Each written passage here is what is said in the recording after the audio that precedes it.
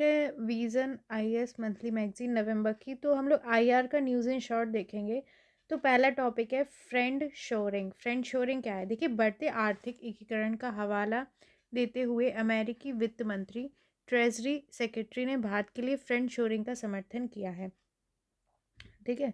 Friend shoring America द्वारा प्रस्तुत अवधारणा है। इसका बाह्य अवरोधों या आर्थिक मंदी से वैश्विक आपूर्ति श्रृंखलाओं की रक्षा के साधन के रूप में उल्लेख किया जाता है। देखिए, जो जैसे कि आर्थिक एकीकरण जो बढ़ रहा है उसको देखते हुए जो अमेरिकी वित्त मंत्री उन्होंने क्या है, भारत के लिए फ्रेंड शोरिंग का समर्थन किया है। What is friend shoring? तो ये अमेरिका द्वारा एक प्रस्तुत अवधारणा है। इसका बाह्य अवरोध या आर्थिक मंदी से वैश्विक आपूर्तियों की रक्षा के संदर्भ में, देखिए क्या होता है, एक सप्लाई चेन चलती है देशों के बीच, है ना, सामान की। तो एक तो मतलब मंदी की अब आगे है कि मंदी आ सकती है। तो इन इसके कारण क्या है, जो सप्लाई चेन है उनकी रक्षा के साधन में साधन के रूप में इसका उल्लेख किया जाता है। पिछले कुछ वर्षों में विश्व में कई प्रकार के व्यापक अवरोधों का सामना किया है। इसमें शामिल है अमेरिका चीन व्यापार युद्ध, कोविड-19 महामारी, यूक्रेन पर रूस का आक्रमण आदि। तो क्या होता है कि देखिए, अब पूरे देश होते हैं वो एक दूसरे पे निर्भर हो चुके हैं हर सामान के लिए, काफ़ी चीज़ों के लिए। तो जब ये सप्लाई चेन रुकती है तो बहुत संकट आ जाता है। तो अभी कई सारे अवरोध आए व्यापार में, जैसे अमेरिकी चीन व्यापार युद्ध हुआ तब देशों को मतलब इतनी प्रॉब्लम आ जाती है कि मतलब उनके पास देश भी तबाह हो सकते हैं। ठीक है। अमेरिका चीन व्यापार युद्ध चला, कोविड-19 महामारी चली, जैसे आप कुछ एग्जांपल देख रहे हैं, श्रीलंका की हालत ख़राब है, पाकिस्तान की हालत ख़राब है। तो कोविड-19 महामारी के कारण भी हुआ था, यूक्रेन पर रूस के आक्रमण के कारण भी हुआ था। तो सप्लाई चेन की रक्षा का एक साधन है फ्रेंड शोरिंग। इस अवधारणा के पीछे मूल विचार साझा मूल्यों वाले देशों का एक समूह बनाना है। इसके बाद कंपनियों को इसी समूह के देशों में विनिर्माण करने के लिए प्रोत्साहित करने वाली नीतियाँ हैं। तो क्या है फ्रेंड शोरिंग? देखिए, इसमें क्या होगा, जैसे कि जिनके एक सी वैल्यूज़ हैं देशों की, ठीक है? एक से विचार हैं, उन उन देशों का एक समूह होगा। और इन इन देशों की जो कंपनियां होंगी, तो उन्हीं देशों में क्या है, उन्हीं देशों की कंपनियों में विनिर्माण करने के लिए प्रोत्साहित किया जाएगा कि इन्हीं में ही मैन्युफैक्चरिंग की जाए, इन्हीं देश की कंपनियों में।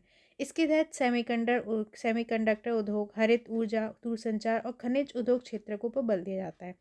तो इसके तहत क्या है, जो कंडक्टर उद्योग है, हरित ऊर्जा है, दूरसंचार है, खनिज उद्योग, इन क्षेत्रों पर बल दिया जाता है। फ्रेंड शोरिंग का महत्व क्या है? महत्वपूर्ण कच्चे माल, प्रौद्योगिकियों या उत्पादों के मामले में चीन और रूस जैसे देशों द्वारा बाजार में अपने प्रभुत्व का अनुचित लाभ उठाकर वैश्विक अर्थव्यवस्था को बाधित करने से रोका जा सकेगा। देखिए, इसकी इंपॉर्टेंस क्या है। जैसे कि जो कच्चा माल होता है ना, जो ज़रूरी होता है सामान बनाने के लिए, जो टेक्नोलॉजी होती है, या उत्पादों के मामले में चीन और रूस जैसे देशों द्वारा बाजार में अपने प्रभुत्व का अनुचित लाभ उठाकर वैश्विक अर्थव्यवस्था को बाधित करने से रोका जा सकेगा। देखिए, चाइना बहुत बड़ा इंपॉर्टेंट रोल निभाता है ना, इस चीज़ में, एक्सपोर्ट इम्पोर्ट में। तो जैसे चाइना है, रूस है, तो मतलब इनका बाजार में प्रभुत्व है, तो वो इसका अनुचित लाभ ना उठा पाए, ठीक है, और वैश्विक अर्थव्यवस्था को बाधित नहीं कर पाए, इसलिए ये किया जा रहा है। ठीक है, फ्रेंड शोरिंग। वैश्विक आपूर्ति श्रृंखला में विविधता लाने में मदद मिलेगी। मतलब सप्लाई चेन, देखिए, एक ही कंट्री पे डिपेंड ना हो, आप अलग अलग कंट्रियों पे डिपेंड हो। अब चाइना पे ने जब काफ़ी चीज़ों को बैन किया था कोविड-19 के दौरान, तब देखिए कितने देशों को प्रॉब्लम्स आ गई थी, है ना। तो वैश्विक आपूर्ति श्रृंखलाओं में विविधता लाना मतलब अलग अलग देशों से एक्सपोर्ट इम्पोर्ट हो, ये सारी चीज़ें, मतलब कंपनियां हो, मैन्युफैक्चरिंग अलग अलग देशों में हर चीज़ की हो, इस तरीके से। इसमें इससे व्यवसाय, अकाल, राजनीतिक परिवर्तन या भावी महामारी जैसे बाह्य संकटों का सामना करने में सक्षम हो सकेंगे। ठीक है। तो अगर एक देश पे कोई समस्या आती है, युद्ध होता है, कुछ होता है, तो बाकी देश भी अगर सप्लाई चेन अच्छी है तो ज़्यादा प्रभाव नहीं पड़ेगा। अब फ्रेंड शोरिंग से जुड़ी चिंताएं क्या है? इसे वैश्वीकरण प्रक्रिया का हिस्सा माना जाता है। इसे डी ग्लोबलाइजेशन का हिस्सा माना जाता है। ठीक है। ग्लोबलाइजेशन मतलब सब मिल गए, डी ग्लोबलाइजेशन मतलब सब अलग अलग है। उसके परिणामस्वरूप भविष्य में अल्पावधि में अधिक आपूर्ति अवरोध, उच्च कीमतें और लंबी अवधि में निम्न समृद्धि दर देखी जा सकती है। तो कम अवधि के लिए अधिक आपूर्ति अवरोध हो सकते हैं, उच्च कीमतें हो सकती हैं, ठीक है, प्राइस बढ़ जाए। लंबी अवधि में क्या है, निम्न समृद्धि दर देखी जा सकती है। वैश्विक व्यापार की आवश्यकता वाले गरीब देशों को इस समूह से बाहर रखा जा सकता है। जो गरीब देश है उनको अगर इन समूह से बाहर रखा जाएगा तो उन्हें समस्या होगी, ठीक है। अब एक देखते हैं अन्य संबंधित पद। ऑफशोरिंग या रीशोरिंग, ये क्या होता है? ऑफशोरिंग मतलब कंपनियों द्वारा अपनी लागत को कम करने के लिए विनिर्माण गतिविधियों को सस्ते श्रम वाले देशों में स्थानांतरित करना ऑफशोरिंग कहलाता है। जो कंपनियां होती है वो अपनी कॉस्ट को कम करने के लिए क्या करती हैं, जो उनकी विनिर्माण गतिविधियां हैं उनको क्या है, जैसे जिन देशों में मतलब उन्हें सस्ता लेबर मिल जाता है वहाँ पे स्थानांतरित करना ऑफशोरिंग कहलाता है। और रीशोरिंग क्या होता है? कंपनियों द्वारा उत्पादन गतिविधियों को अपने मूल देश में वापस लाना रीशोरिंग कहलाता है। अगर वो जो उत्पादन गतिविधियाँ हैं उनको अपने मूल देश में कर रहे हैं तो वो रीशोरिंग कहलाएगा, ठीक है। और फ्रेंड शोरिंग समझ गए हो आप, मतलब सप्लाई चेन बनाना उन देशों में जो जिनके मतलब मूल्य वैल्यूज़ एक सी हैं, विचार एक से हैं, उन वहीं की कंपनियों में मैन्युफैक्चरिंग करना। अब देखते हैं चीन। सेकंड टॉपिक है चीन हिंद महासागर क्षेत्र, China India ocean region forum. चीन ने प्रथम चीन हिंद महासागर क्षेत्र मंच का आयोजन किया है, ठीक है। भारत को छोड़कर इस क्षेत्र में 19 देशों, भारत के सभी पड़ोसी देशों ने इस बैठक में भाग लिया। तो जो चाइना है उसने क्या है, फर्स्ट चाइना चीन हिंद महासागर क्षेत्र में China Indian ocean region forum का आयोजन किया एक। तो भारत छोड़कर 19 देश में शामिल हुए भारत के सारे पड़ोसी देश। इस बैठक में चीन और हिंद महासागर क्षेत्र के देशों के बीच एक समुद्री आपदा रोकथाम और शमन सहयोग तंत्र स्थापित करने का प्रस्ताव प्रस्तुत किया गया। तो इसमें क्या हुआ, चाइना हिंद महासागर क्षेत्र मंच जो था, Indian China China Indian ocean region forum था। इसमें क्या है, जो चाइना और जो हिंद महासागर में जितने भी देश हैं उनके बीच एक समुद्री आपदा रोकथाम, ठीक है, अगर कोई समुद्री आपदा आती है तो उसको रोकने के लिए और शमन सहयोग तंत्र स्थापित करने का प्रस्ताव प्रस्तुत किया गया। इस मंच का आयोजन China international development cooperation agency CIDCA ने किया था, ठीक है। तो इसका आयोजन किसने किया था? China international development cooperation agency. ये बीजिंग की नई विकास सहायक एजेंसी है, ठीक है। China Indian ocean forum region China से रिलेटेड है, ये याद रखिए।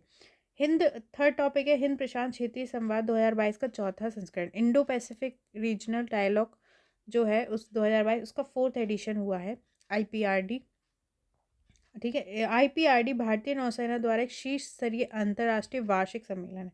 तो ये है क्या, इंडो पैसिफिक रीजनल डायलॉग, ठीक है, मैंने डायलॉग ही बोला था ना पहले तो इंडो पैसिफिक रीजनल डायलॉग जो है वो क्या है, भारतीय जो नौसेना है उसका एक शीर्ष स्तरीय अंतर्राष्ट्रीय वार्षिक सम्मेलन है। ये सम्मेलन सामरिक स्तर पर नौसेना की भागीदारी को दर्शाता है, कि मतलब जो नौसेना की भागीदारी क्या है उसको दिखाता है। IPRD जो है इंडो पैसिफिक रीजनल डायलॉग का उद्देश्य क्षेत्रीय रूप से प्रासंगिक समुद्री मुद्दों पर विचार और विचार विमर्श को बढ़ावा देना है।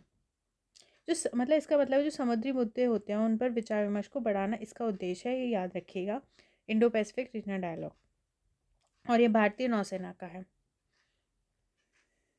यह एक ट्रैक 1.5 आयोजन है, ठीक है।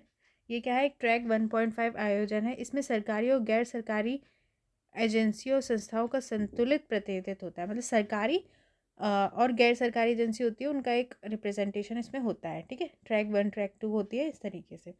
फिर देखते हैं 4 टॉपिक, मुद्रा निगरानी सूची, करेंसी मॉनिटरिंग लिस्ट। संयुक्त राष्ट्र अमेरिका ने के ट्रेजरी विभाग ने भारत को अपनी मुद्रा निगरानी सूची से हटा दिया है, ठीक है। तो ये रिलेटेड किससे है, क्वेश्चन आए, ट्रेजरी मॉनिटरिंग लिस्ट तो USA से रिलेटेड है।